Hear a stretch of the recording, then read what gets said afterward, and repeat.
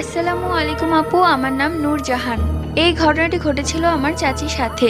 তিনি ছোটবেলা থেকে অনেক বেশি পরিষ্কার ছিলেন। এতটাই পরিষ্কার ছিলেন যে ভুলবশত যদি কখনো তার হাতে কাদামাটি লেগে যেত তাহলে সেই হাত সে 10 বার ধুত। তার একটা অভ্যেস ছিল, সে খুব ভোরবেলা উঠে পুকুরে গোসল করত। তো সেই দিন সে গোসল করতে যায় সেই পুকুরে। সে ভেবেছিল ভোর হয়ে গেছে, কিন্তু তখন ছিল ভোর রাত। সেটা অবশ্য সে খেয়াল করেনি। সে যখন পুকুরে নেমেছিল তখন সে অনুভব করলো হঠাৎ করে তার পা কেউ টেনে ধরেছে পুকুরের নিচ থেকে। সে অনেক পা ছাড়ানোর চেষ্টা করে কিন্তু পারছিল না। এক পর্যায়ে তো সে কান্না করতে শুরু করে। এর মধ্যে সূর্য উঠে যায় আর সাথে সাথে তার পাটা হালকা হয়ে যায়।